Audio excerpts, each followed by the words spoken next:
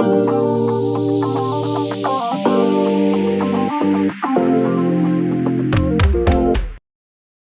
up fam? Welcome back to my channel. You're in The Designer Life with Ika. One of the most common questions there is for multimedia designers, for freelancers, how do you price your services? Isa yan sa mga mahirap na sagutin na tanong kasi wala naman talagang saktong sagot para dyan. There's no concrete answer because it depends on every situation, per designer, per client. And so today we're going to talk about the factors you should consider when giving your rates to your clients. Pero bago natin pag-usapan yan, I'm gonna ask you guys a question first. Comment down below your answers. Are you pricing per hour or per project? Most of the time, pag start pa lang, per hour yung ginagawa nila because they have little knowledge.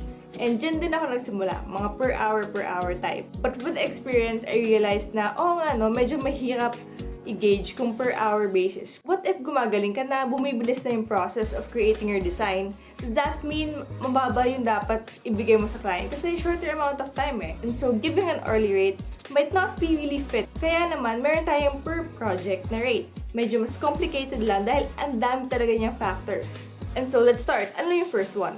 The first one will be your skill set or your background experience. If it's your expertise, syempre mas mahal yan kasi mas knowledgeable ka. It's hard to find people really pro or expert sa isang bagay. And if you really studied, had masters, online courses, certifications, syempre mas mahal yung bayad dyan para sa inyo. Your second, scope of work. So ito talaga yung kailangan detalyehin. At kailangan klarong-klaro yan sa kontrata. You have to know your responsibilities. Let's say, sabihin sa'yo, anong rate mo pag gumawa ka ng website? Sir, ma'am, ano po ba talaga yung scope of work ko? What am I going to do? Does that mean I have to create write-ups? Ako yung gagawa ng content? Or ako lang ba yung magde-design and magle-layout? Lahat ng assets galing sa inyo and ako lang yung gagawa ng mismong look ng pages. Or minsan, naghahanap sila ng web designer and web developer in one. So, ikaw din yung mag-code yan at mag-develop. Another example, for video editing. Ikaw ba gagawa ng lahat ng assets from scratch? Pwedeng vector-based yan tapos ipapa-animate sa'yo. It may also be a simple cut-to-beat type of editing na ibibigay lang nila lahat sa'yo ng assets tapos isasabay mo lang siya sa music and you're done. If not always, most of the clients would ask you for the price kahit wala pang scope of work. And so what will you say? Usually, I give a base price, a base rate. Pero sasabihin ko na ito po yung minimum that you will have to spend. Pero pwede yan tumaas, depende sa mga details natin. So never ever give a final rate if you don't know the scope of work yet or the other details. If you haven't computed for anything, tell them this is my range or this is the minimum that you have to spend. Next one would be your software and the rentals or the assets that you need to pay for. Yung example natin kanina, website. So aside from your services, baka may mga iba ka pang kailangan. For example, yung website domain and website host. Siyempre, bibilhin mo yan. And you have to add that to your costing. Or let's say si client, nagpagawa ng chatbot. Siyempre, kailangan mo ng software or di kaya ng third-party application at kailangan mo bayaran yun. Another application for shoots naman.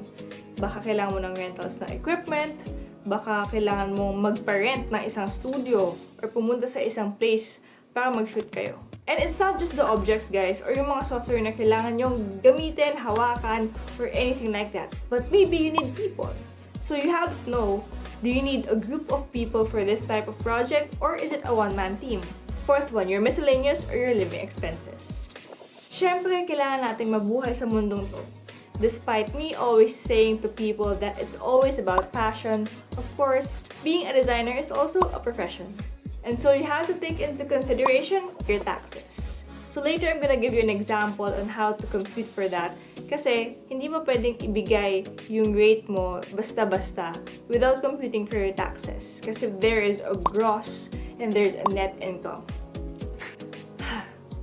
And aside from your taxes, konting percentage, isasama mo rin ang electricity, ang wifi, ang internet, yung mga data, pagkain na kailangan mo as you do your work. Fifth one, your timeline. Why do you need your timeline if it's not a per hour basis?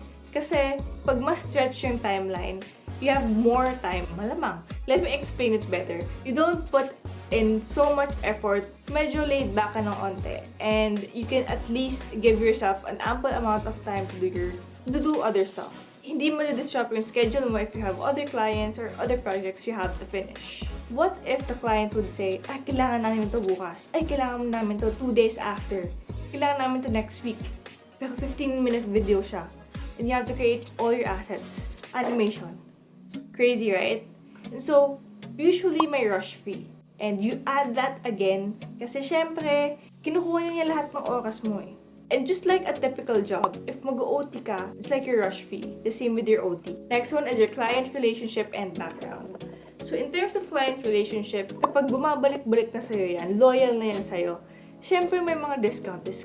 So bababaan mo siya ng price. And ano naman yung client background? So that's the budget that they have. So you have to know if maybe this is a startup company, a mid-sized enterprise, or maybe this is a big corporation already, because their budget is important.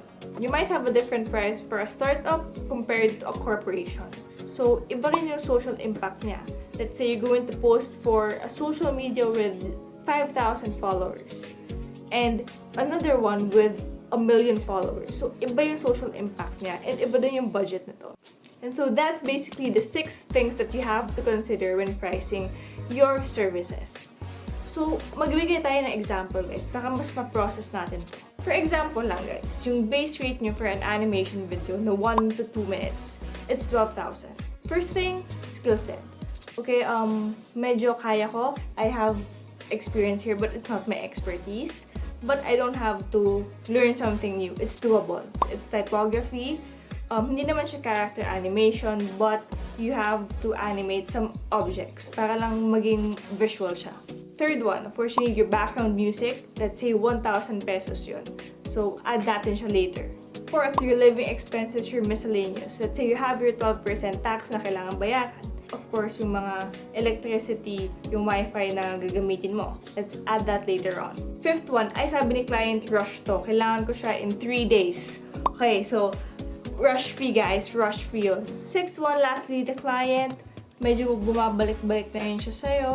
And medyo established naman siya, but it's not a big corporation. Middle size.